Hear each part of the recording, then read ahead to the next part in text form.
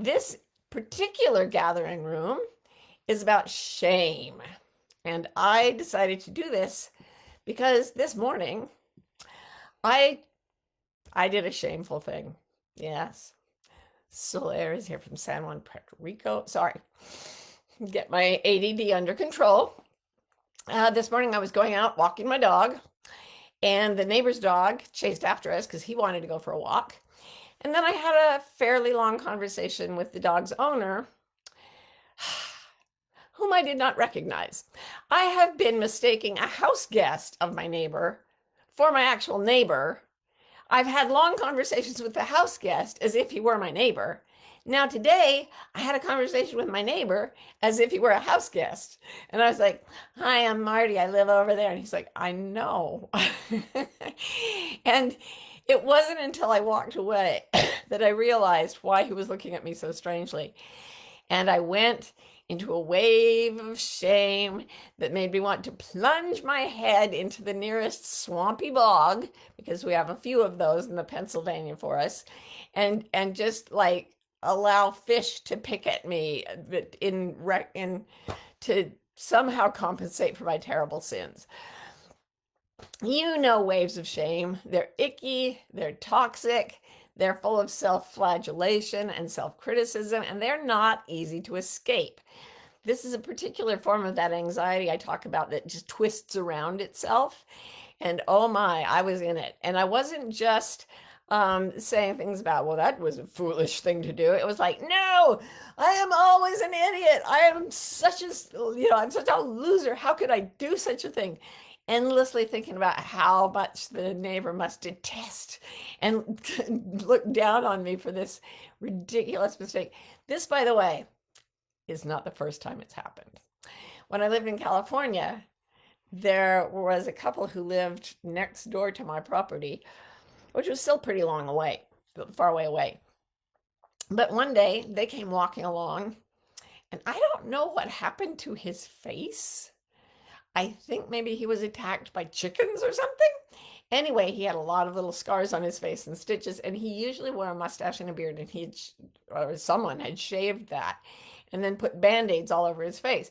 So I introduced myself to this couple and made a long conversation, not realizing they were people I knew well. Because here's the thing, y'all, I can remember a lot of details about a lot of things, but I don't really remember my neighbors very well. It's just a thing. I think it's because when I was a child, my siblings and I were very ashamed of our house. And we tried never to let people see the house and not to know anybody near the house. We had a crazy, messed up, tiny house with 10 people living in it. And we were deeply, deeply ashamed of it. So I get fuzzy around areas where neighborhoods and neighbors are involved. So that's one of my waves of shame, and it repeats, right? Like I keep remembering other times I've done similar things and reasons I was ashamed to talk to neighbors, and it just redoubles. It pulls in all this energy that you've given to it for years and years and years. As Brene Brown says, guilt is about our actions. Oh, I shouldn't have done that. Shame is about who we are. It's like the only reason you wouldn't recognize a neighbor is that you're a horrible person who doesn't consider her fellow humans enough to pay any attention to what they look like. So shame attacks us at the level of basic self-identity. But the nice thing about it is that we've all had them. And the quickest way to get out of a shame wave is to go directly in opposition to what it wants you to do, because what shame wants you to do is keep secrets and hide things. So by telling you what I did this morning, I actually reduced the level of my shame. I mean, I'm embarrassed to talk about it, but then I realized, oh, well, all right. Now I'm telling people about it, and it's out there. And the need for the shame inside me, which is to keep my awfulness a secret from the world, it loses all its punch, because now you know. Well, now you know. And I have had to use openness against shame many times in my life. I did it when I was public about having been sexually abused as a child. I did it when I was publicly came out as gay, even though that was not a big, I was already gay by the time anyone knew who I was. I mean, I'd already come out, but it was a big deal for me because I didn't even know I was gay till I was 30 something, 29. Um, and then there was the whole, now I have not just one partner, but two. Yeah, see, I imagine you all just dropping off like leaves in the fall. What? That's bizarre. How disgusting. That's my projection of how people would react.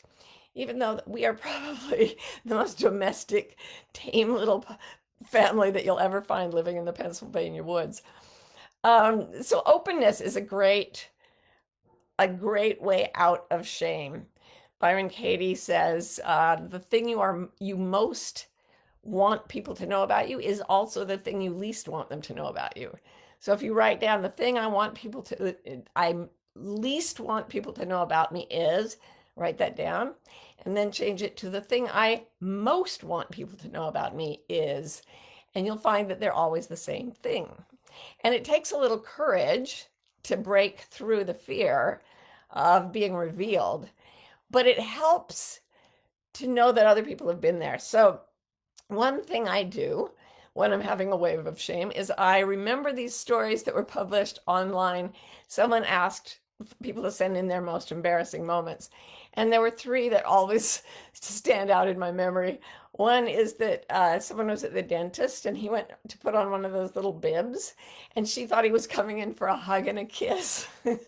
So she embraced him and smooched him as he was putting on her little bib. And somehow, by telling people that, I think it took the sting out of it for her.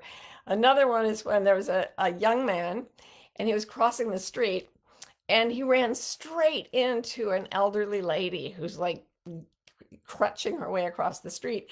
And it knocked her down. And into his head came two conflicting things, which involved a word I won't say, but one of those was, um, I am so effing sorry. And the other one was, are you hurt? But what came out of his mouth was, are you effing sorry? And he basically was still living that down 20 years later. And then there's a story about a guy he was walking along in a metropolitan area and he really had to pee. And there was a public library there. And he thought, oh, I can go use the lavatory there.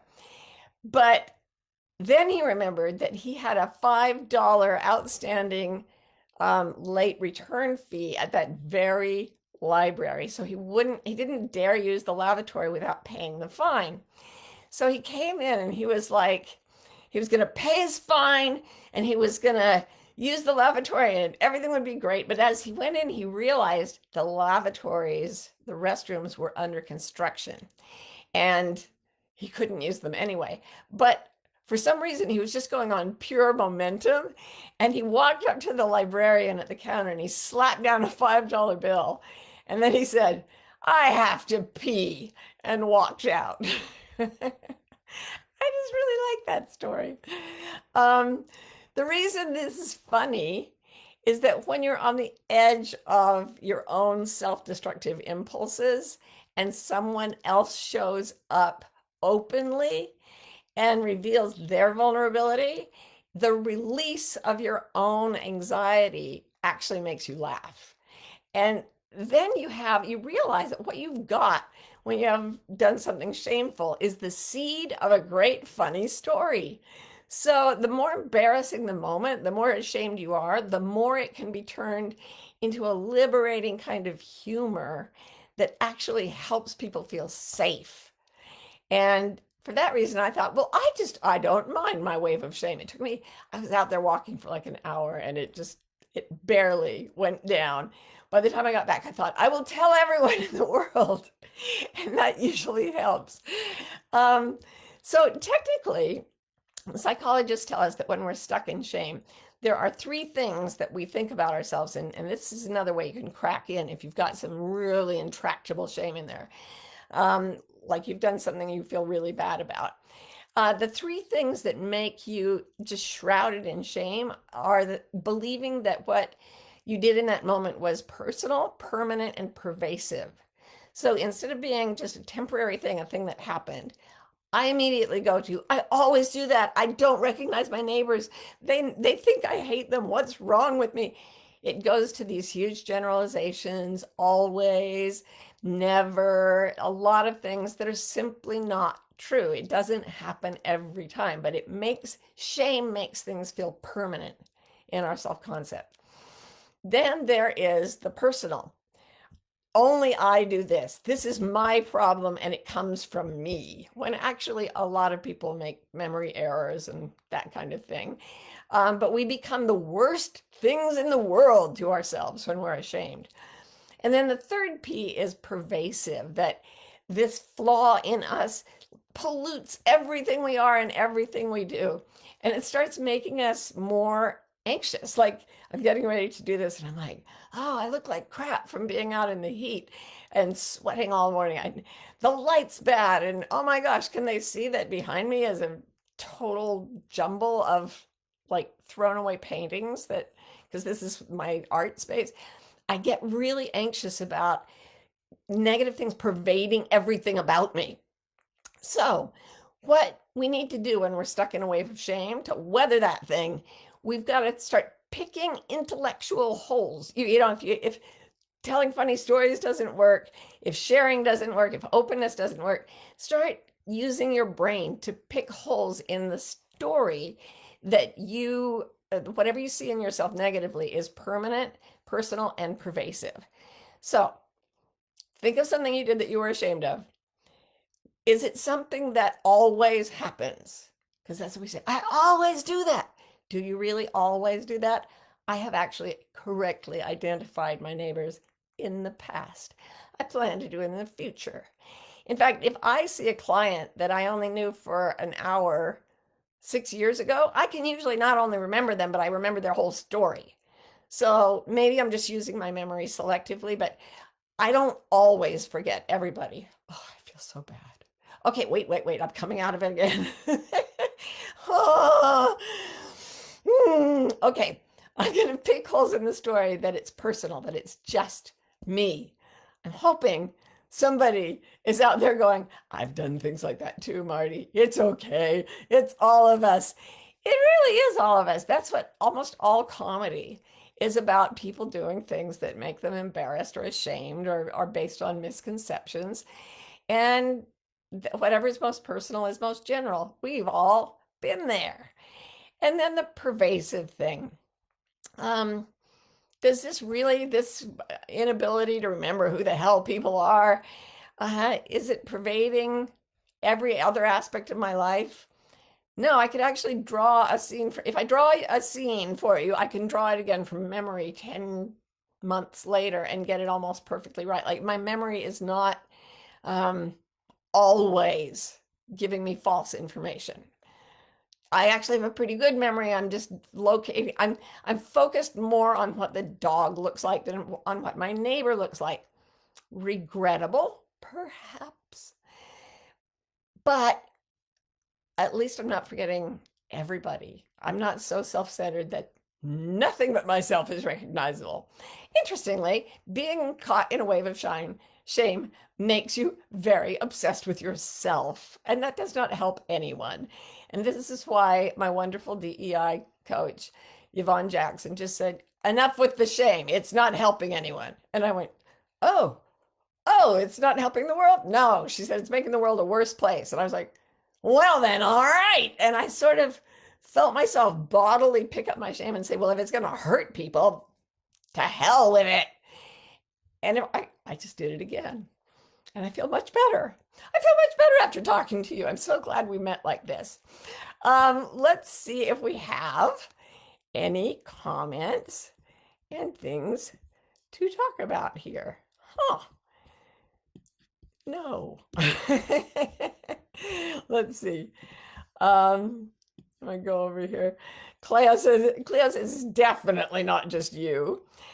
Mary says, my parents used shame as a method of control. How do those of us who got shamed more often than usual move past it? What a really, really good question. So the first thing is to, this is what I would do. Go find a child, a picture of a child on the internet, a real child in your vicinity, a little child, and look at this little kid and realize this is a human being in a tiny little body with very few years under their belts to have learned how to do anything. And they're always trying their best. And they're always, all children want to be good. All children want to be loved. So, would you shame that child? Would you deliberately slap that child across the face and say, you are a bad person? I don't think so. So then you can use this whole permanent and pervasive thing. You can extend that tendency of the brain to generalize.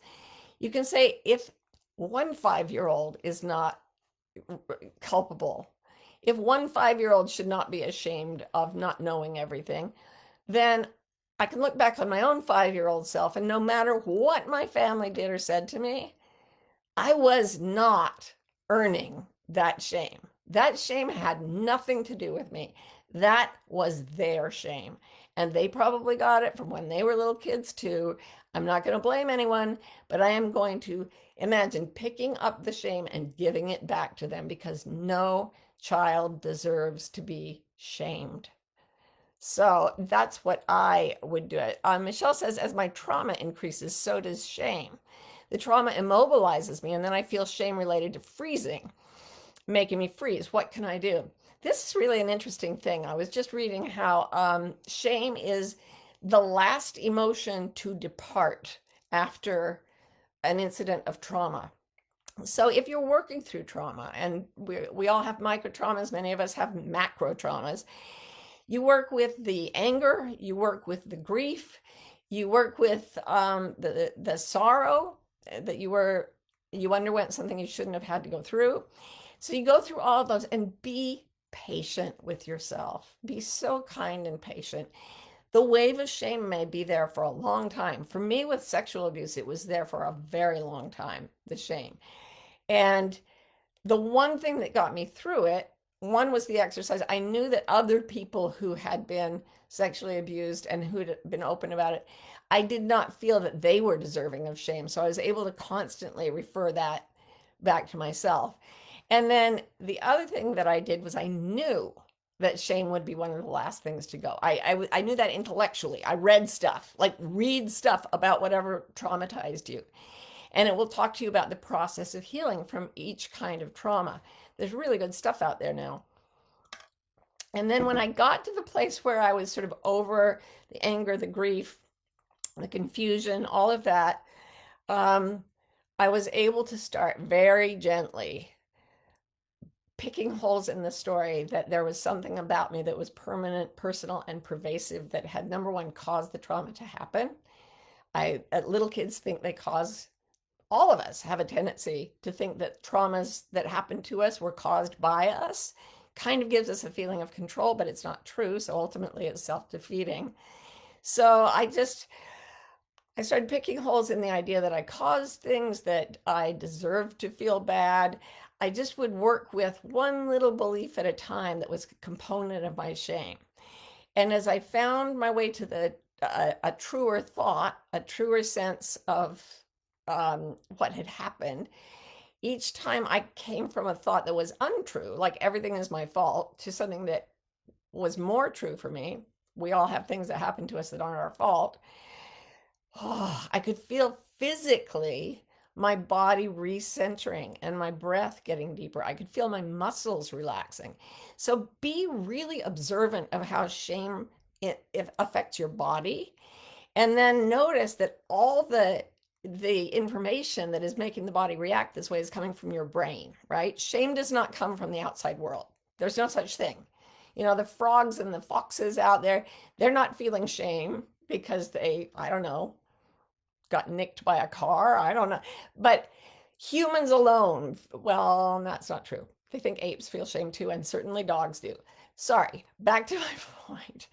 The stories in our heads about how we're being viewed, that's most of what of the impetus for the shame. And then the feeling of that landing in the body is this contracted, exhausting burden.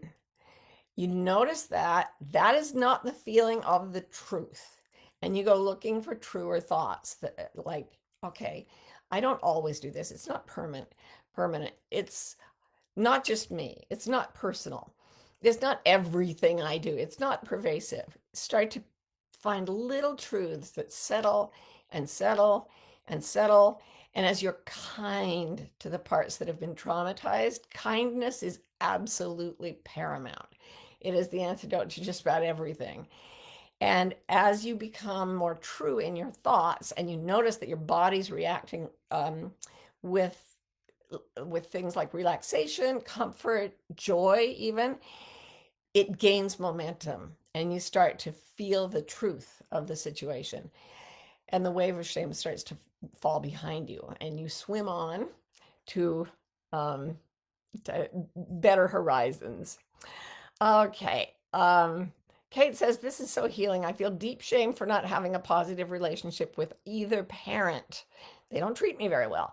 But every day I review this and feel terrible, even though I know there's nothing new to figure out. How can I move through the shame of this? It does help to remind myself that I'm a good person, but still I go through the shame every day. This was so me. This is so me. Like, I left my whole community of origin and all my friends from high school because when you leave Mormonism, when you're raised in a very fervent Mormon community or any fervent religious community, and then you leave, everybody thinks you're bad. And they literally told me, you are bad. You're going not just to hell, but to outer darkness. It's even worse than hell. And I would go every single day. I would go through the shame of having all these people think that about me and taking it on myself. That's, if so many people thought that about me, and I didn't know that many other people who didn't think that about me, they never talked about it, it must be true. This is another thing that children think about shame. If people say that I should be ashamed, they must be telling the truth. But I refer you again to the experience of your body when you're thinking a thought that shames you. It is not the body's response to truth. It is the body's response to a lie. So, Barb, you can get up every day and say, oh, wave of shame still upon me. All right, bring it, bring it, bring it. Okay. Are there other people who have had to break ties with their family of origin, their people of origin? Yes. Are all those people, should I shame all of them? Would I say they're all bad and horrible? No. So how could I be the only person out of all the people with difficult situations? I'm the one who deserves the shame of thinking I'm the bad one. It doesn't track. It doesn't make sense. Do I have other relationships that I've kept going? Even with my own personal journal, am I kind to animals? Like, find the places where the bad qualities you ascribe to yourself are not permanent, they are not pervasive, and they're not personal. They're just things that happen in nature. And you can start to let go, let go, let go. So Cleo says, those of us with a lot of trauma and shame, putting yourself out there is super tough. You've mentioned step, check, step. Any thoughts on how this all works together? Oh, great, Cleo. So step, check, step is a description of a method for revealing yourself without being becoming completely vulnerable. So very often people who've been mired in shame, because it's very childlike, when they do tell the truth, they vomit it. It bursts out of them like a volcano and they tell everybody every bad thing they've ever done. And there's a kind of response. I certainly have been there. Yeah. So the step, check, step method is that, for example, I come here, I talk to y'all. I say, I didn't recognize my neighbor. I'm so deeply ashamed. And then people say, oh, this is so helpful. It's helping me. And I'm like, oh my God, I'm not the only person who ever did this. Even though I'm getting quite long in the tooth and I've been doing this for a while, it's still so good to hear it right after I did something I'm ashamed to have done. So that's it. I put it out there with y'all, and then I check the comments. Are people hating me? Maybe a few, I don't see them. Maybe somebody's being nice and getting rid of them. But there are many that are like, "Yep, been there, done that." Whoo! Thank you. Now I'm going to go another step. So you tell a little, you check the response, you make sure there's not more shame coming at you, that the burden feels lighter, not heavier. And then you take another step. Okay, I talked to you about forgetting my neighbor. Now I'm going to talk to you about being gay. Now I'm going to say I have two partners for the last 8 years, and some of you might not even know that because it's really scary for me to come out and say that, even though I really, really like my life and my family. So I'm checking, I'm stepping, I'm checking, I'm stepping. And look, Nomad Rose says, we love you. And it just makes me want to cry happy tears because when you find your people, Barb noticed this, they're very forgiving and they're very accepting. And there's so much love to be had. And we keep trying to get it from the people who messed us up in the first place. That's the last place we need to go. But we've got a community here where we can love each other and where we can be open and honest and where we just all come. You can drag me out of the waves of shame and towel me off. And I'm like, yeah, my hair's still sweaty, but I feel better now. And I can do the same for you. And so, oh, Dance of Devotion says there's nothing to forgive. Like everybody's just bringing such sweetness. And you know what? That is permanent, personal, and pervasive. You are a being of love. You really are through and through. You are always trying to do your best. I don't believe there's a single person out there who gets up in the morning thinking, I'm going to try to hurt people and ruin lives. I think you're always trying to do your best. And I think, yeah, that it pervades everything you do. That love pervades everything you do because I'm looking at the messages you're sending me. And so much love has got to end up filtering into everything around it. So with that, I know we're right at time, so I just wanted to do our meditation now and give it a special commitment, a special devotion to the parts of us that have felt shamed, the parts of us we're afraid to show, the parts of us that feel isolated, alone, and not so good. So let's ask the question, can I imagine the distance between my eyes?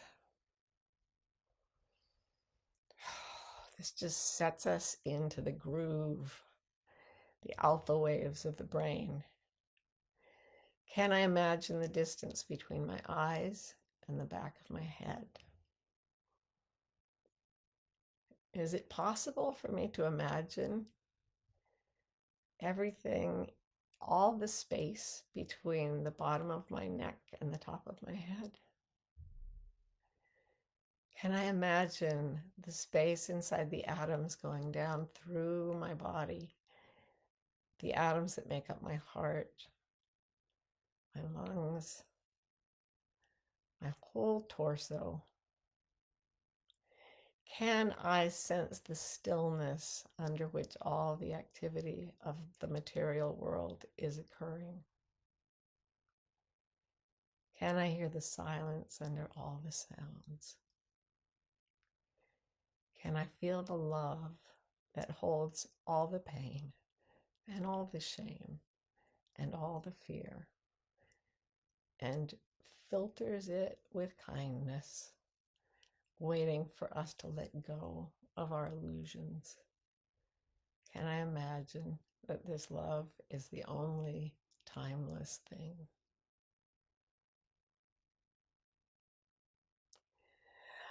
I love feeling you people, and I love that you show up. And I am hugging every single one of you out there right now and thanking you so profoundly for being my people and my friends and all part of one big self. No shame, my darlings. No shame. We've got better things to do. I will see you next time on the Gathering Room. Bye for now.